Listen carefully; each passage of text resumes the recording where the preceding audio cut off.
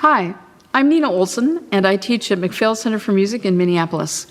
Today, I'm discussing the audition etude for Minnesota Music Educators All-State Band. So I'm looking at the low clarinet audition piece, of course, and my first bit of advice to you is work on the scales. It always feels like time away from your solo when you work on scales. You kind of understand them, you get them. I'll do that later. But the things you're going to work on in the scales are going to help you with this piece. For one thing, if your parts in band don't usually take you up into this register, the scales for the all-state audition do, and this all-state piece runs up into that register a couple times. So you want to be really comfortable with it all the time. If you're playing the scales, that helps. Another thing is that there are a number of places where you might have alternate fingerings or just little half-step or chromatic passages. And because you're working on the chromatic scale, those passages you'll already feel comfortable with where the notes are on the instrument. So you're not trying to figure out where the notes are as you try to figure out the rhythms of the piece and the general flow and speed of the piece. My final piece of advice about the scales, or my main piece of advice about the scales, is when you play the chromatic scale, if you don't use the chromatic fingerings, the people listening to your audition can hear it. We can hear when your fingers flap instead of. We hear it's just not quite as smooth, and we really like to hear that you know those alternate fingerings and that you're using them well. So I would look for those in the fingering chart if you're not familiar with them. When I look at the solo, I see two distinct parts, as I'm sure you do. The opening adagietto, you want to begin with a clear sound. You want to be sure your sound isn't unsupported and you don't want to just play soft and airy. Make sure you have a good breath and that you're playing with a nice clear sound. That's the basis of everything you need to do into the high register anyway, so it's a good practice to start there. The next thing I would think about in measure 5, 6, and 7. Here's a little rhythm thing. This isn't a super fast part, it's not hard, but it's taking you from eighth notes, which are duple, to triplets, and then back to eighth notes. And we want, as auditioners, people listen, audition committee, we want to hear you doing that well. And so if I turn on my metronome,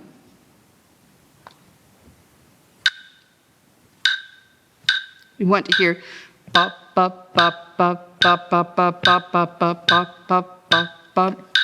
So until you're really comfortable counting triplets as even threes within a beat, I like to do this. For eighth notes, pizza, pizza, pizza. And for triplets, pineapple, pineapple, pineapple.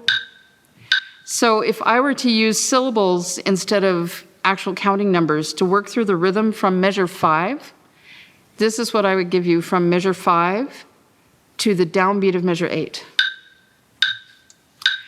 Pizza, pie, pizza, pie, pineapple, pineapple, pie, pie, pizza, pie, hold 2. It's very common when you're listening to students audition or practice and perform to hear the triplets rush a little bit or drag a little bit, or to hear the eighth notes start out unevenly after hearing the triplets, and hearing the eighth notes is a long one and a short one, or a short one and a long one, instead of even.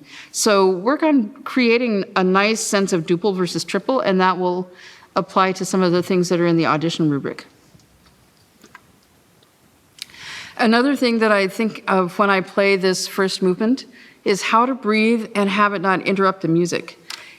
I breathed in the middle of the second measure because I can't always get to the fourth measure really well in one breath and still do a little bit of crescendo, diminuendo, and have a really beautiful low E. I could do it if I didn't have good air support. I could play straight through, that'd be no problem at all. But since I need to take a breath, because I want to be certain that I'm going to get there, I have to do it gracefully. If you play this,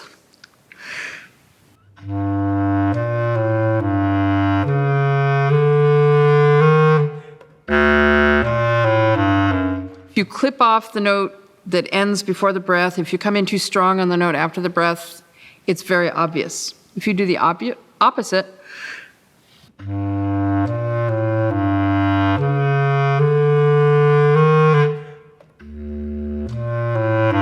it still really interrupts the flow of the music. What you have to do is take the breath as though the music didn't stop. And this sometimes takes a little bit of experimenting. I'll sing it dee da da ba da a couple times to get the sound in myself, not just out in the world. You can hear someone do it, but you need to be able to sing it to yourself in order to find the way to do it on the bass clarinet.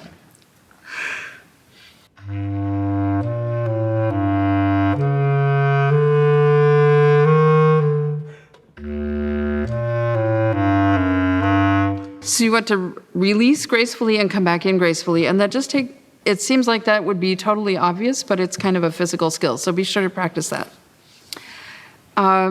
Moving on to the Allegro. Some students have done 6/8 time quite a lot, and some haven't. If you're not someone who's played 6/8 time a lot, remember it's 6 beats in a measure, eighth note gets 1 beat. That means a quarter note gets 2 beats, and a dotted quarter note gets 3 beats. This is pretty critical when you're playing slowly. If you're practicing slowly at first to learn the notes, which I always encourage, you might end up playing measures 11 and 12 like this.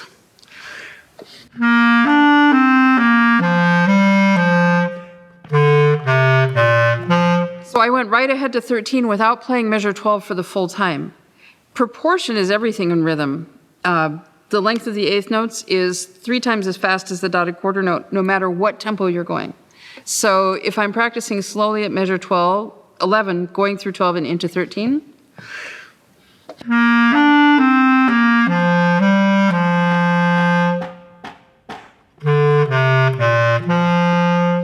I make sure to play the long notes full value.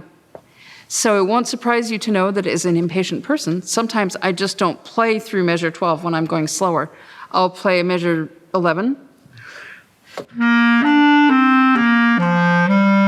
And I arrive on 12, and then I just skip it. I don't count, I don't pretend I did anything rhythmic, and then I'll play 13. So if you don't want to play the long notes and the rest slow, just don't play them while you're working at the eighth note slower. Something that often makes us play late when we have short rests, and it's more true for the bigger instruments, the lower instruments, than for the upper ones, we tend to be late because we're breathing in a little bit or stopping our air. So if I'm going to play measure 9 the way I'd like to play it.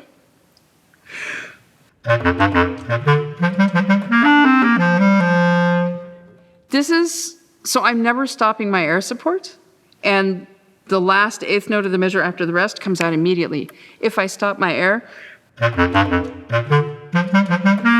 it's really hard to keep up and keep the tempo going. Plus I start to hyperventilate, and then when you hyperventilate, you're not calm. So see if you can practice keeping your air support between notes when there's a really short rest. I even think of this at 17. When this piece is fully up to tempo, that 2 eighth note rest is really quite long, quite short.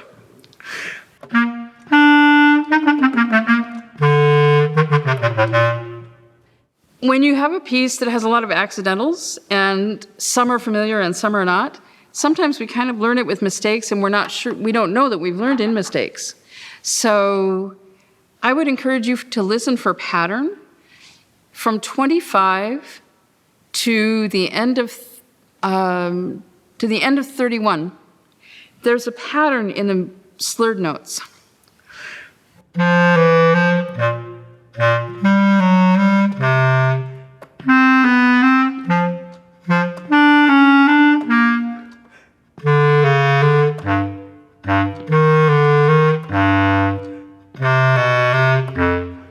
You can hear every slurred pattern just goes a half step down. Dee da da.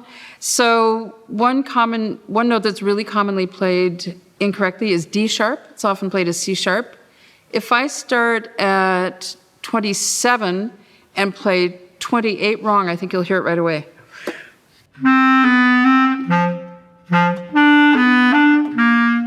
So it went down, but it didn't match the others. So really listen for that pattern so that you don't accidentally perform wrong notes. And the sooner you listen for that pattern and make sure they're consistent, the easier this piece will be, the less nervous you'll be when you perform it.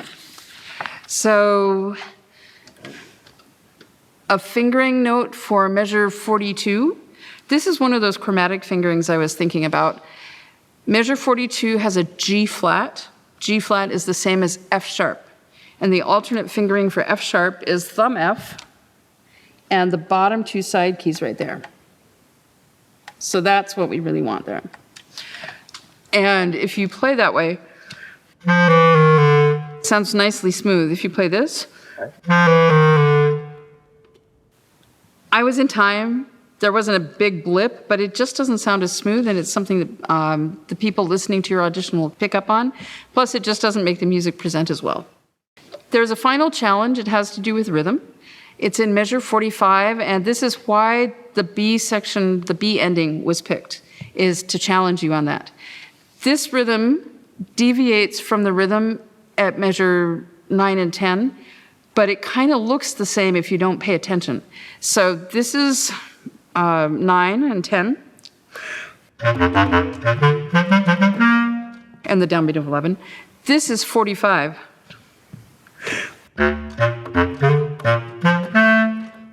So on 45, we have an eighth note and an eighth rest every other, but in the others, there's only one eighth rest between two eighth notes. And so this can be tricky to feel, and it's really tricky to keep in tempo.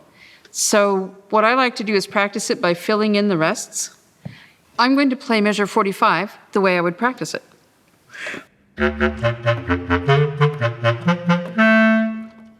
So what I did, in place of every rest, I just repeated the previous note. So I played E, E, C, C, G, G, E, E, C, C, G, G. And just like the song Bingo, where you leave a word out or a letter out every now and again, I'm now going to play the same measure, but I'm not going to put in every extra note. I'm only going to put in some of the extra notes. Okay?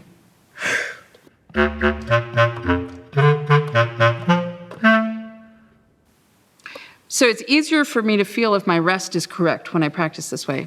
I'm now going to leave out a different note and put the first one back in.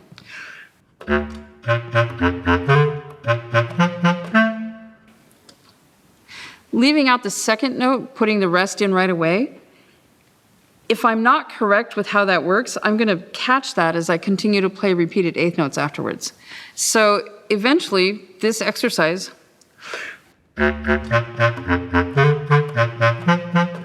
becomes this rhythm.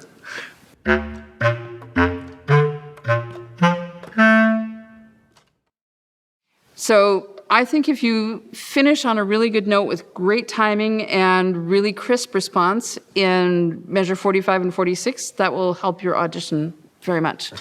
Crisp response comes from having a nice deep breath and keeping the air just ready to go, not blowing separately for each note. Good luck.